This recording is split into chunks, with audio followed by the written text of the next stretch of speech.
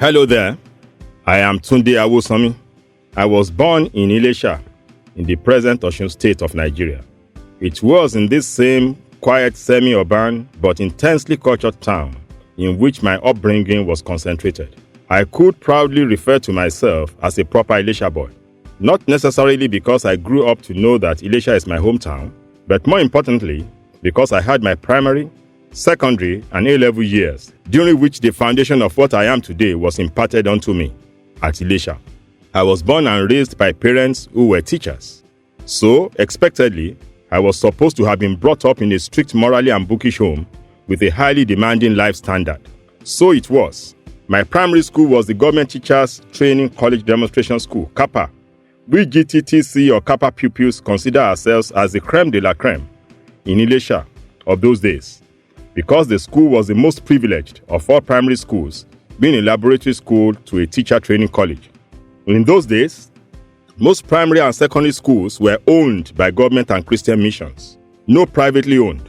Therefore, my generation and the ones before mine can say confidently that we were products of all-inclusive and affordable public school education, as opposed to the private, exclusive educational system which is currently prevalent. At GTTC Demonstration School, you were not only in school to be taught the routine subjects, you were also in school to experience gardening, hygiene, and handwork. In fact, at the beginning of every term, pupils were expected to have submitted a handwork project, such as a woven basket and broom for boys and tablecloth by way of atmakasa for girls.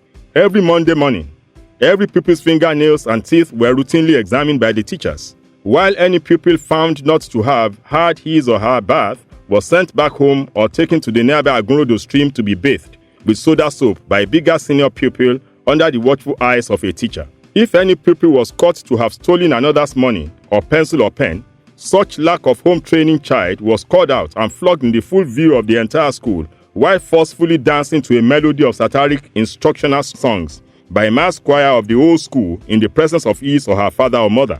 Samples of the songs are as follow: Falilatu, gberan meje, Falilatu, gberan mejo, Falilatu, and Kíni wọ́n fò lè ṣe láyé tí mo wá, kíni wọ́n fò lè ṣe láyé tí mo wá, láyé tí mo wá kàkà kí n jalè máa kúkú ṣẹrú, kíni wọ́n fò lè ṣe láyé tí mo wá. Bad-behaved children were deliberately reported to the teachers by the parents for due punishment and monitoring. In my days, parents begged teachers to please flog their children to make them grow up into better and responsible adults and not louts, tramps, and criminals. No parent negotiated punishment with any badly behaved child.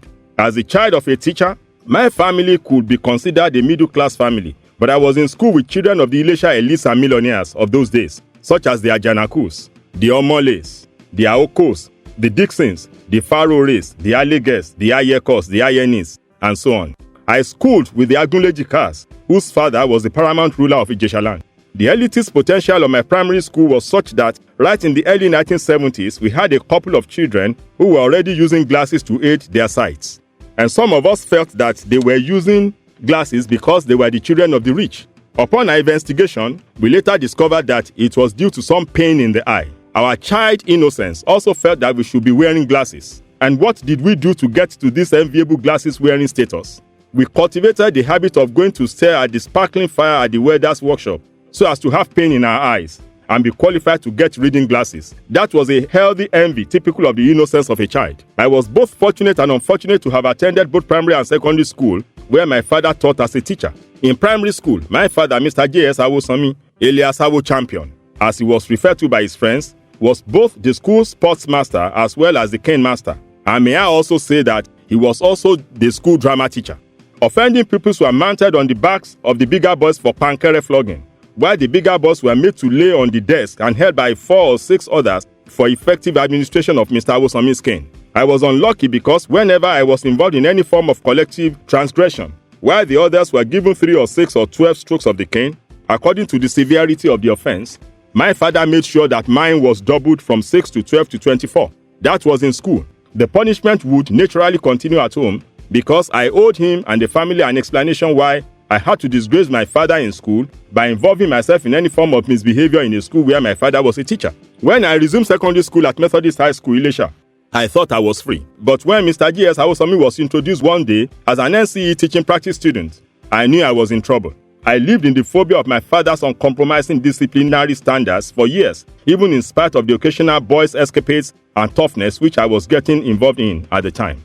Let me share a personal experience here regarding this. When I first finished secondary school, I flunked English language in that memorable WAEC result. In those days, you cannot collect your result by yourself. Your parents do. On that fateful day, when my WAEC result was collected and brought home, my father had called me to the family living room and handed over the piece of paper to me to read out the value attached to each of the subjects to him. I was dumbfounded when I got to English language and the value was F9. How come? Subjects like English language, literature in English and history were my favorites. Mr. J.S. Awosanmi then simply asked me, Tunde, what is the past tense of go? Everything flew out of my head in the ensuing shock. I did not remember the past tense of go until the third day. My father then announced his decision. You are going back to Form 4.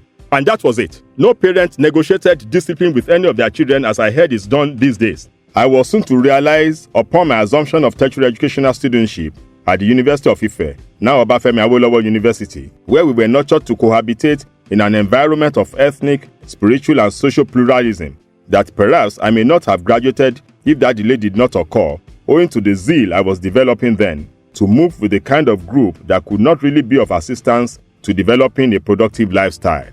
A major and remarkable building was the Ilesha Town Hall, named Obokunbusi Town Hall, which shared fence with the King's Palace around Ojaoba.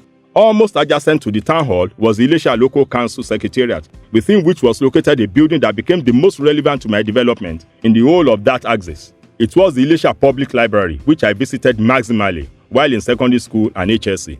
I discovered many textbooks in this library to the extent that when I was in the university, I continued to visit this library due to its shelving of current books. And today, my love for visiting libraries have not diminished. Rather, my love to acquire books and build a private library for myself has become incurable. That library is no longer in operation now, so where have the public libraries gone? At Ilesha, as a school child, I witnessed the installation of the current Oba Obokun of Ijesha land, Oba Adekunle Aromolaran 40 years ago. I was also part of the attendance at traditional festivals such as Egungun and Ogun, though some of our Christian or Muslim parents must not know. But those were experiences that serve as sources of my interest in cultural and traditional matters.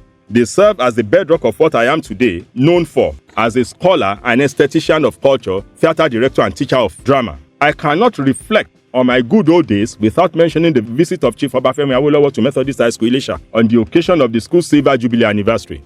That visit was highly inspirational for us then. In our days, not only were schools declared free from payment of school fees, we were supplied everything we needed as students. If this thorough and highly integrated vision of free education program could be made possible by a generation of leaders in this same country, one wonders why it is hard now, why it has now become a mirage and impossibility. I was fortunate to be in school when schools were for education and not for diseducation.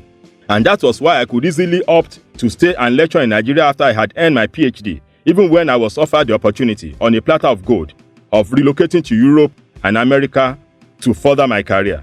The burden of the opportunities which Nigeria had accorded me was so heavy on me that my conscience did not permit me to decide otherwise. My consideration had been simple.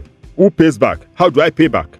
If Nigeria equipped me with all the knowledge structures needed for my education from primary school through secondary to HSC to the university, why should I take that knowledge abroad to train citizens of nations that did not contribute anything to that process of my empowerment? This decision is what has continued to keep me going as a university teacher today. It is that conviction that has informed my disposition to all the throng of the varieties of species of humanity across Nigeria. And it is the same conviction that has informed even my exhortation to the younger folks to get hold of the lyrics of our old national anthem, ponder on it, and allow it to aid the formation of a new disposition, a renewed attitude towards Nigeria as the only country that we have.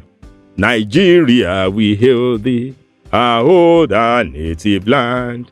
Though tribe and tongue may differ, in brotherhood we stand. And so on. Sad as it may be today, all hope is not lost. The mutual and pleasant experiences of the good old days can be rejuvenated, where the demonstration of trust will encourage citizens to be part of a relationship or group with a collective determination and disposition to lean on each other. When trust is unbroken, we will voluntarily give what is required, not just by submitting our presence, but also by participating through our commitment, aptitude, efficiency, and sincere thoughts on how the relationship or group is functioning. We can change the narrative. Our leaders must embrace self-sacrificial leadership and surrender personal benefits to encourage followers' empathy. From us as individuals, all hands should be on deck to continue to inculcate those time-tested values in our children for a better society. Our collective challenge will now be to focus on how we can, instead of talking about the good old days, be projecting into a future that is greater than our past. Our children certainly deserve a brighter and better tomorrow, not the good old days. I therefore join my good friend, Sashe Moribadijo, in this patriotic and collective drive towards a greater tomorrow. God bless us all.